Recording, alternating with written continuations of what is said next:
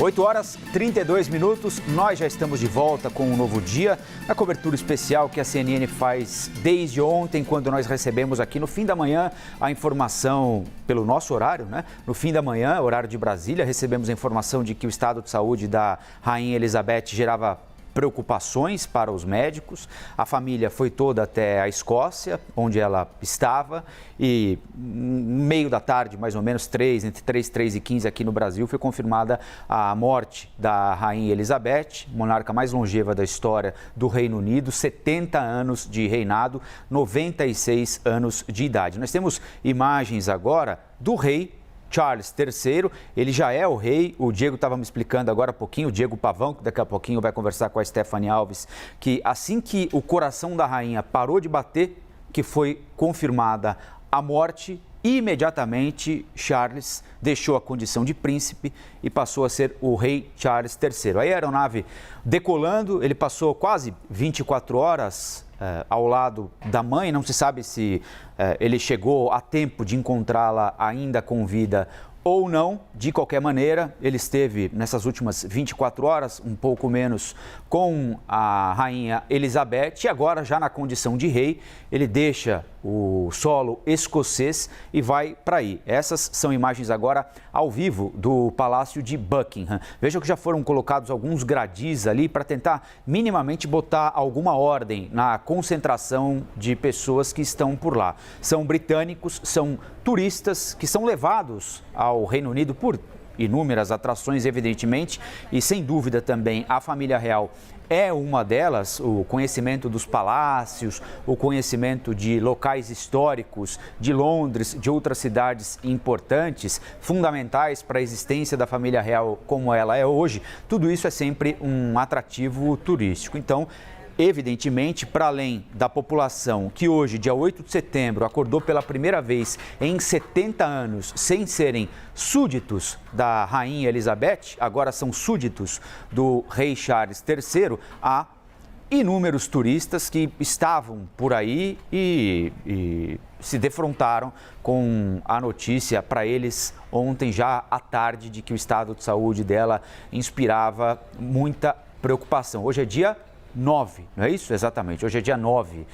Ontem foi dia 8, foi o dia do falecimento, hoje é dia 9 de setembro de 2022. Então, o avião decolou lá da Escócia, a gente mostrou para vocês, e daqui a pouco o rei Charles III estará aí em Londres, onde fica Buckingham, que é o local onde ele deve morar e principal local de trabalho também da realeza britânica, para encontros, o primeiro deles com a nova primeira-ministra da Grã-Bretanha.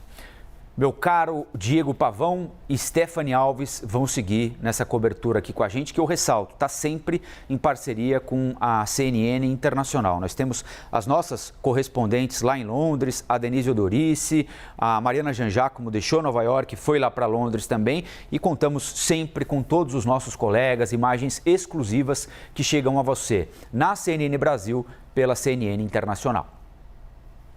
Então, o Diego Pavão já está aqui com a gente. Diego, não deixa de ser uma dualidade isso que vive agora o rei Charles III, né? Por um lado, um luto, não deixa de ser um ser humano chorando, né? Sentindo a perda da mãe, mas ele tem também uma série de compromissos oficiais que precisa cumprir porque faz parte da realeza, né? Ele é o sucessor no trono, e esse protocolo foi preparado já há bastante tempo, inclusive com participação da Rainha Elizabeth, né? Com certeza. Ainda de que forma simbólica, o rei Charles agora precisa liderar o país depois da morte da Rainha Elizabeth II. Eu falo simbólica porque o rei no Reino Unido ocupa, sim, a figura de chefe de Estado, mas é uma figura simbólica, né? Quem comanda mesmo o país é o primeiro-ministro, no caso, a primeira-ministra Liz Truss, que hoje vai se encontrar com o rei Charles III no Palácio de Buckingham, em Londres. O Rafael falava agora há pouco, o Palácio de Buckingham deve, sim, é possível, a gente não tem a confirmação oficial, mas é possível que o Palácio de Buckingham se torne a residência primária do novo rei Charles III. A rainha havia se mudado pro Castelo de Windsor, depois que ela já tinha ali uma idade mais avançada, começou a ter menos compromissos oficiais e aí se mudou para lá e ficou isolada lá, inclusive durante a pandemia. Mas ela morou lá boa parte do seu reinado, né? A gente até conversou agora há pouco com uma brasileira que trabalhou no Palácio de Buckingham e ela contando que dividiu o CEP com a rainha. Então ela morou no Palácio de Buckingham até, né, ter uma idade mais avançada e se mudar para outro castelo. Com certeza, morou por muitos anos em Buckingham até se mudar para o Castelo de Windsor. E o Castelo de Windsor é um berço da família real britânica, né? A gente se refere à atual família real britânica como a Casa de Windsor. Agora são as imagens recuperadas de agora há pouco do Príncipe Charles Rei Charles III entrando... É difícil virar essa chave, É né? difícil. A gente está se acostumando aqui A gente ainda. sempre chamou ele de Príncipe Charles. Ele entrando na aeronave, possivelmente uma aeronave da Real Força Aérea Britânica, que é a aeronave... Geralmente é esse tipo de aeronave que faz o transporte de membros da família real britânica, indo para Londres. Hoje, às 6 da tarde, do horário de Londres.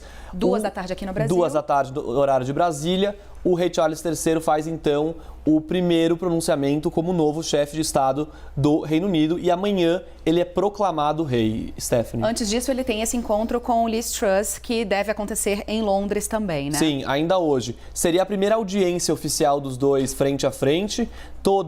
Tradicionalmente no Reino Unido, toda quarta-feira o primeiro-ministro tem uma audiência com o soberano, com o monarca, quem estiver no cargo. Geralmente essa audiência acontece de quarta-feira. Ela pode ser presencial, como já foi muito com a rainha, mas pode ser por telefone também. Isso já aconteceu durante a pandemia, ela com o primeiro-ministro Boris Johnson, mas toda quarta-feira tem esse encontro marcado entre primeiro-ministro e rainha. Então, esse encontro hoje, claro, vai acontecer numa sexta-feira, por causa da morte. Circunstância pede, sim, claro. Sim, exatamente. E aí vai ser a primeira audiência frente a frente dos dois no Palácio de Buckingham. Então, audiência com a primeira-ministra e, na sequência, 2 da tarde aqui no Brasil, 6 da tarde, horário de Londres. Ele faz essa primeira aparição pública para os súditos já como rei. E amanhã a proclamação, que é a oficialização, né? Exato, é uma formalidade, é simbólico. O que vai acontecer amanhã, vai acontecer uma cerimônia num palácio de Londres chamado St. James. Nesse palácio, que não funciona hoje como uma residência oficial de nenhum membro da realeza, mas um palácio cerimonial. Nesse palácio vai acontecer a cerimônia de proclamação. Ele será proclamado rei a partir de um anúncio que vai ser lido na sacada desse palácio. Isso deve acontecer amanhã por volta das 6 horas da manhã do horário de Brasília, às 10 horas de Londres. Diego, eu queria só aproveitar aí para pegar um gancho do que você falou e te fazer uma pergunta. Essas reuniões semanais que existem entre a família real e o primeiro-ministro ou a primeira-ministra, a população britânica sabe qual é o resultado, qual é o tema tratado? A minha curiosidade se dá pelo fato de como a família real não chefia o governo, mas sim o Estado. Se em algum momento a população britânica fica sabendo, ou ficou sabendo ao longo do reinado da Elizabeth, se ela tinha simpatia por um primeiro-ministro, se ela concordava com determinada política econômica, se ela tinha alguma discordância ou concordância mais concreta com a gestão do país, com o dia a dia do país. Ou pelo menos publicamente, isso nunca foi revelado. Porque ela deve ter tido mais simpatia, inevitável, né? Um ser humano como outro qualquer, embora a rainha. Ela certamente teve mais simpatia pelas ideias de uns do que pelas ideias de outros. Dizem até que ela não caminhava no mesmo sentido ideológico da ex-primeira-ministra Margaret Thatcher, né?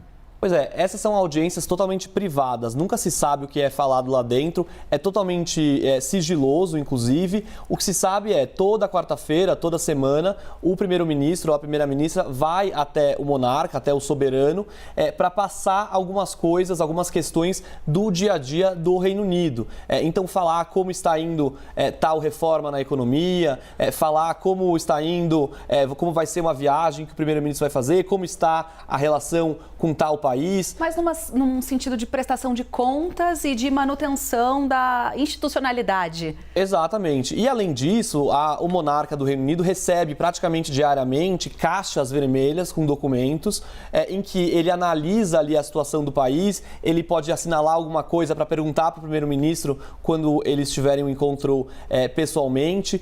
Cabe também ao monarca, isso é uma formalidade, mas cabe ao monarca também a chamada aprovação aprovação real. A aprovação real é quando uma lei passa pelo parlamento, é aprovada pelas duas casas do parlamento e depois quem assina essa lei, como se fosse o nosso presidente aqui, que ratifica a lei, que sanciona a lei, no Reino Unido quem faz isso é a figura do monarca, não passa pelo primeiro-ministro, porque é o primeiro-ministro que coloca aquilo em votação. O primeiro-ministro é um membro do parlamento britânico, então ele coloca aquilo em votação.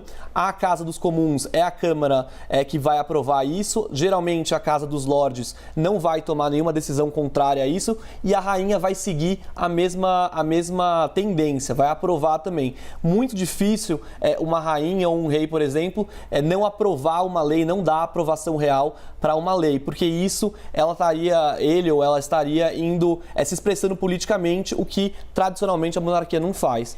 A realeza costuma se manter mais numa posição de neutralidade com relação às decisões políticas que são tomadas na Inglaterra, que pra gente aqui no Brasil é um pouco diferente, né? A gente não tem esse regime de monarquia aqui, mas lá é isso, as duas coisas andam em paralelo, né? As decisões de governo e as decisões de Estado são coisas separadas. São coisas separadas e que contam com essa independência.